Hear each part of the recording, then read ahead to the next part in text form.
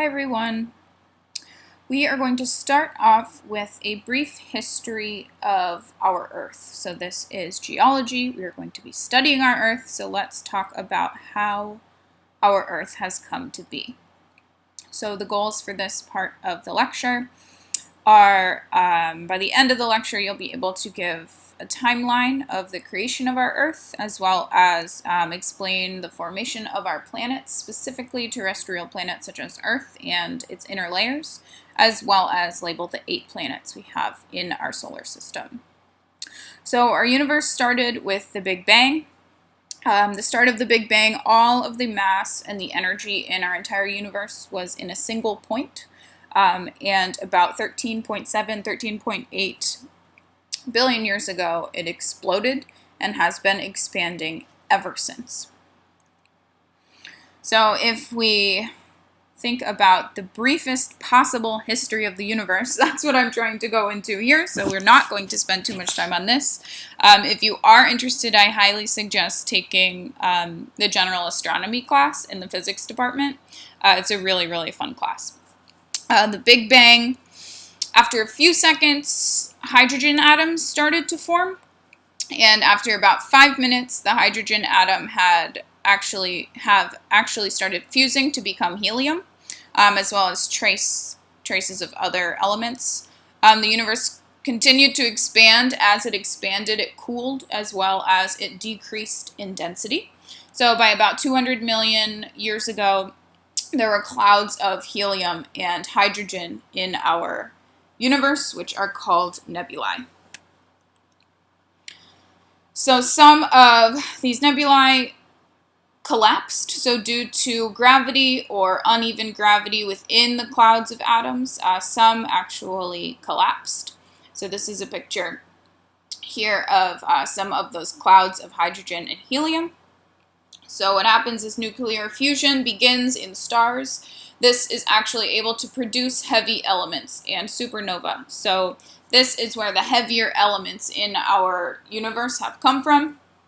It's coming from the nuclear fission in our early stars. This is where we've produced the elements heavier than helium and hydrogen, for example. This is where galaxies and planets were born. So in these clouds, these nuclear clouds, these nebulae, is where our galaxies and planets were formed. All of this also continues to expand today. So our solar system specifically, if you're interested, I have a couple of other videos down here. But it started as a cloud of material, and that cloud started to solidify into a disk. So it was spinning. It continued spinning, and it became more of a disk instead of a cloud shape. That disk continued spinning, and due to the increased gravity towards the center, we ended up with our star in the middle, as well as rings of planetesimals, which is the material that created our planets before the planets were created. So all of the material in these rings eventually then solidified into the 8 planets that now circle our sun. So here is a little bit more on that. So the planetesimals are any of the matter that was circulating around our sun that got caught in orbit around the sun. So generally they were smaller than our planets are now, irregularly shaped. Eventually they would accumulate into something bigger, so the smaller pieces would collide, become larger, until we had one irregularly shaped protoplanet, and over time it would become spherical due to the gravity and the orbit of the planet circling around the sun. So that is how our Earth became a wonderful almost sphere circling around the Earth. What also happened is, at this point, the Earth was molten, so it was almost all liquid. As it's spinning, as we have that gravity pulling from the center of the Earth, we had differentiation. So what that means is the denser elements of this matter actually sunk to the middle of the Earth. The lighter elements floated up to the surface. So we'll get more into that as we continue. But I also have to mention the moon. So we have our moon. We won't talk too much about space or the moon in this class, but at about 4.5 billion years ago, so it was relatively shortly after the Earth itself formed, a planetoid or almost protoplanet actually collided with Earth. So we believe it was about the size of Mars. And what this did is it sort of exploded itself and also pieces of Earth out into space, which formed a ring of debris. So for a while, Earth had a ring of debris, all that debris that was exploded from the impact circling around the Earth. Eventually, all of that debris actually coalesced into a solid moon. So all of this debris actually combined into one solid moon circulating around the Earth. So our moon is actually due to the impact of something else hitting our Earth. So our galaxy is called the Milky Way galaxy. It is a spiral galaxy. It has between 100 and 400 billion stars. Looks something like this. We are located here, so our sun is in one of these spiral bands here where this red arrow is pointing.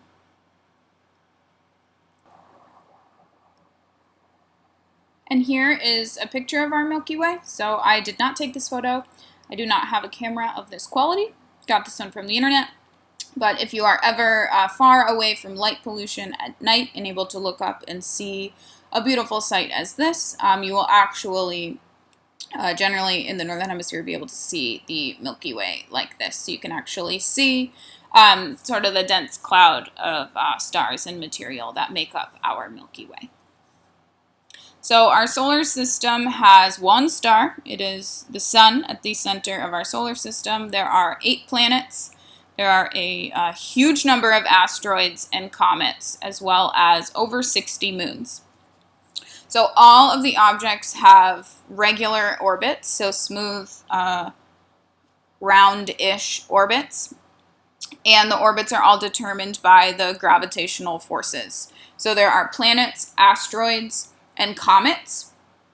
Those all rotate around the sun. So they all orbit the sun.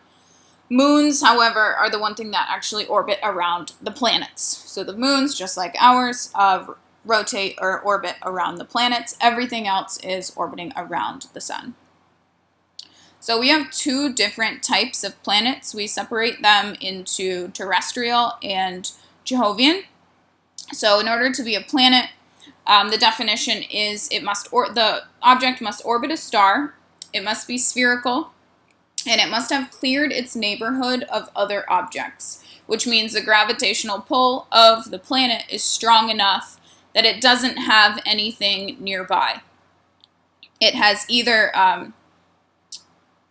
absorbed the nearby objects, or the only thing nearby it is orbiting around it, such as a moon.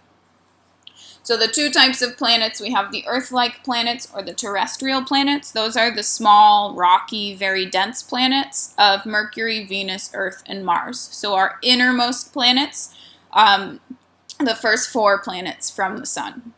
The Jupiter-like or Jovian planets are the gas giants. So they're huge, they're very low density, and they are Jupiter, Saturn, Uranus, and Neptune, so our outer planets. So the inner planets have a very similar makeup, and the outer planets also have very similar makeup, but they are quite different from each other, the inner versus the outer. That's why we separate them into the terrestrial, so similar to Earth, or Jovian, similar to Jupiter. So, of course, I have to mention Pluto. You might have heard that Pluto used to be a planet. However, upon further investigation, it was decided that Pluto does not fit the definition of a planet. That is because it is in this belt of other objects.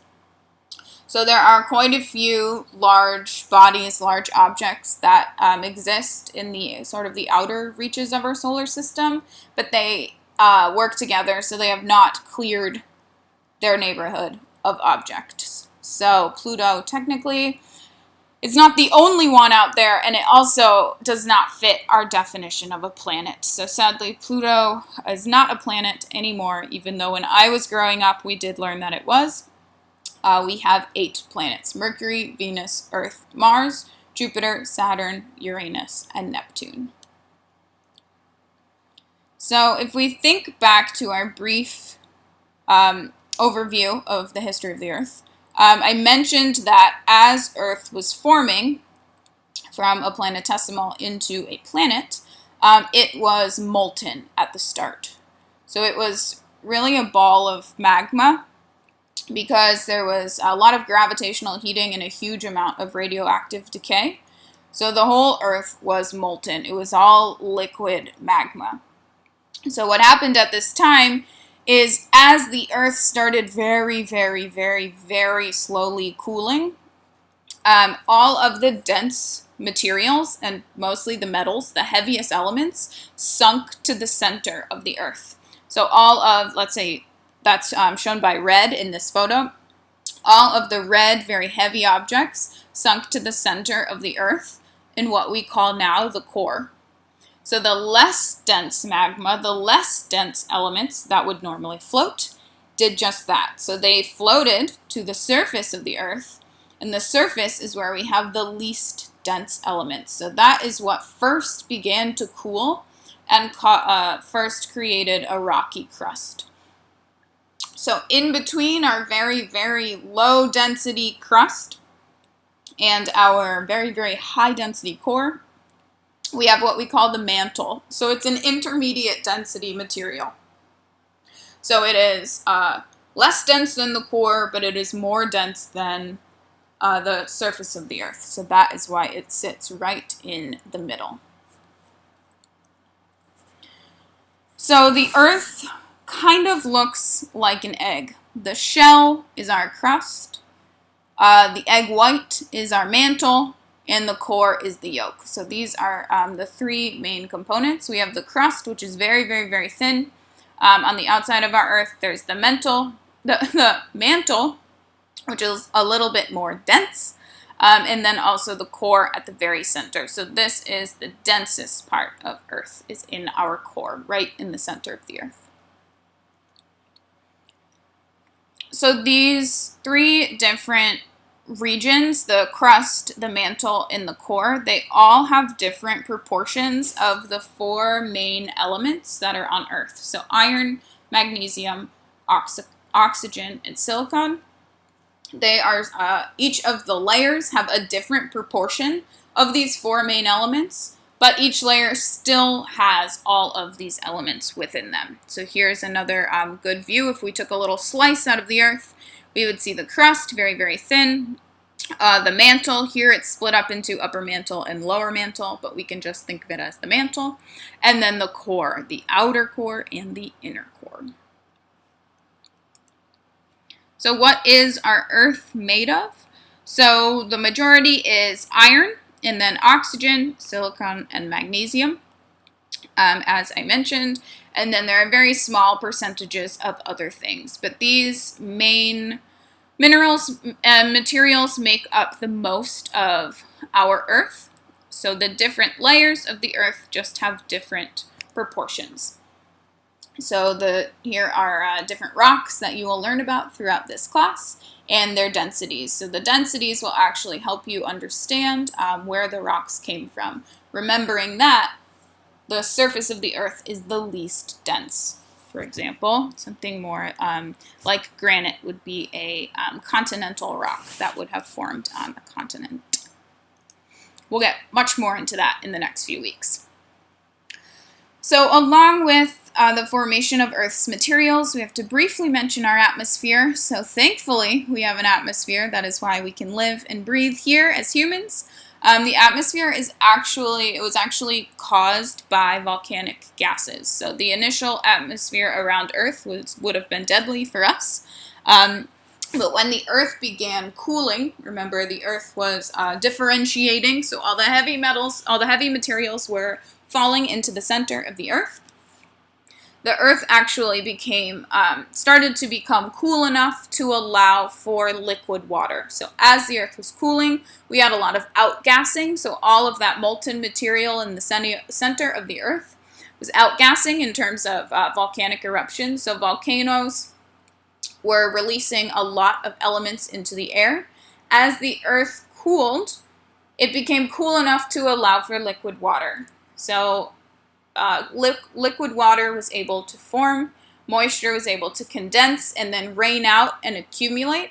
And that water accumulated in the lowest parts of our Earth in terms of sea level, as we call it now. So that water accumulated to where we have our oceans. The water then stayed for many, many, many millions of years. And then that is how our oceans were born. So due to the fact that volcanoes were producing many gases, adding many gases to our atmosphere, right as the Earth was cooling, allowing for water vapor to actually condense into a liquid and fall to the surface of the Earth. So our Earth, an overview of the sun is 150 million. The next nearest star besides the sun is actually 4 light years away from us. So 4 light years, 1 light year is 10 trillion kilometers. So we're pretty far from the sun, but we are incredibly far from even the next nearest star. So when we think about the Earth, we have to think about timescale. So the geologic timescale can be very difficult to wrap your mind around because the Earth is incredibly old. It is 4.57, almost 4.58 billion years old. So I do want to mention a few abbreviations that you'll see often in this class. So when you see Ka, that means 1,000 years ago. Ma is million years ago, and Ga is billion years ago. So you could say the Earth formed 4.57 Ga. And it's not 4.57 billion years, it's 4.57 billion years ago. Billion years ago from today. So this can be pretty tricky to understand, to conceptualize what that means. So I do have a video that I want to show that should help understand. It's a cute one.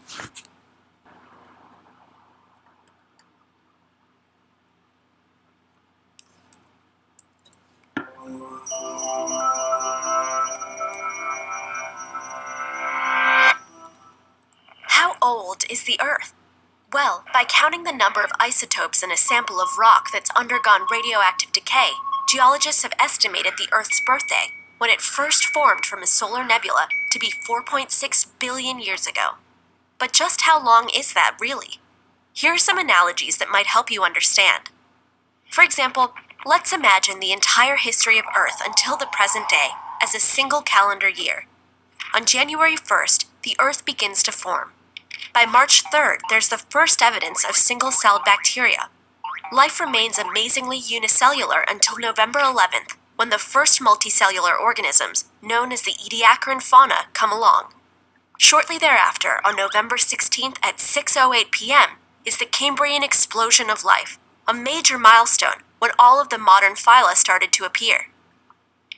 On December 10th at 1:26 p.m., the dinosaurs first evolve, but are wiped out by an asteroid just 2 weeks later. On December 31st, the mighty Roman Empire rises and falls in just under 4 seconds, and Columbus sets sail for what he thinks is India at 3 seconds to midnight. If you tried to write the history of the Earth using just 1 page per year, your book would be 145 miles thick, more than half the distance to the International Space Station. The story of the 3.2 million-year-old Australopithecine fossil known as Lucy would be found on the 144th mile, just over 500 feet from the end of the book.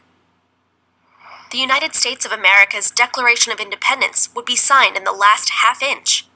Or if we compared geologic time to a woman stretching her arms to a span of 6 feet, the simple act of filing her nails would wipe away all of recorded human history.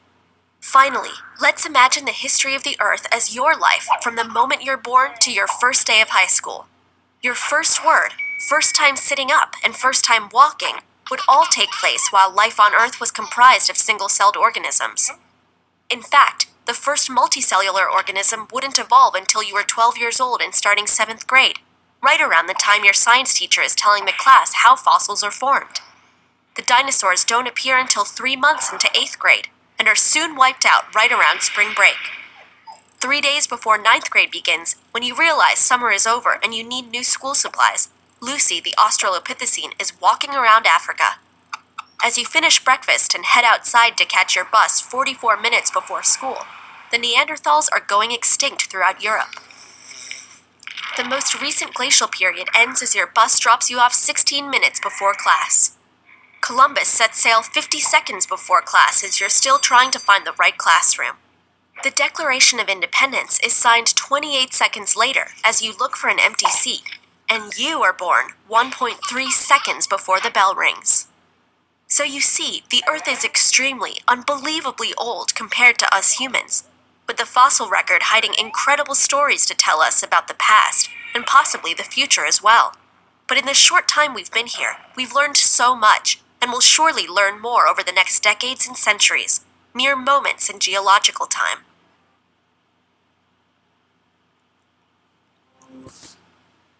So it can be pretty tricky to conceptualize the time scale of Earth because it's not often that we have to think about billions of years. So I really like that video. It gives you a couple of different ways to think about it.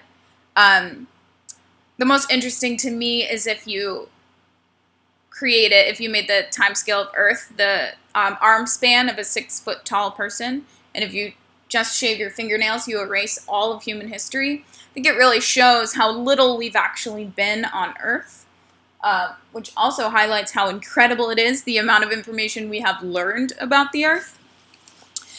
So we're going to get into geologic time and geologic history in the second part of the course, so sort of in the middle of the class. But just wanted to give an introduction because we will talk about time and size, so to get you thinking about scale towards the start of this class. So along with scale, I want to give some examples of how we can think about scale. You will have to do a little bit of this in your lab. So the first lab this week is it has to do a little bit with math. You're going to be doing some scaling. So first we're going to start with this example question I have here. So how much larger is the Earth than the Sun? So I give you the radius of the Earth, 6,500 kilometers, and the radius of Mars in meters. So here's Mars, here's Earth. So first we want to check our units. So first we notice that the radius of Mars is meters, the radius of Earth is kilometers. So we want to convert. So if we are finding how much larger is the Earth than Mars, we check our units and we convert Mars into kilometers so that they are the same unit. So now we have the radius of Earth is 6,500 kilometers, the radius of Mars is 3,400 kilometers. So the next step is going to be comparing the values using a ratio. So this is essentially division. So the radius of Earth divided by or compared to the radius of Mars, we have 6,500 kilometers divided by 3,400 kilometers. And what we get when we do this division is 1.9. So the Earth is 1.9 times larger than Mars. So almost double the size of Mars. So how can we now try to convert kilometers to meters or meters to millimeters? So 1 kilometer is 1,000 meters. 1 kilometer is 1 million millimeters. So 1 million is 1 times 10 to the 6 millimeters. So if we have 6,500 kilometers, which is the radius of the Earth, and I want to report that number in meters, I would say 6,500 kilometers times 1,000 meters per kilometer. Here we have 1,000 meter in every single kilometer. So if we have kilometers, we have to multiply by 1,000, and we end up with 6.5 times 10 to the 6 meters. Or if you write it out, you can write it out this way. So 6.5 times 10 to the 6 meters would be the same as 6,500 kilometers. So I just wanted to go over a little bit of the math that you're going to be doing, just so that you are a little familiar, you have something to refer back to before I throw you into it. So that ends our lecture part 2. There will be one more section for the week 1 lecture series.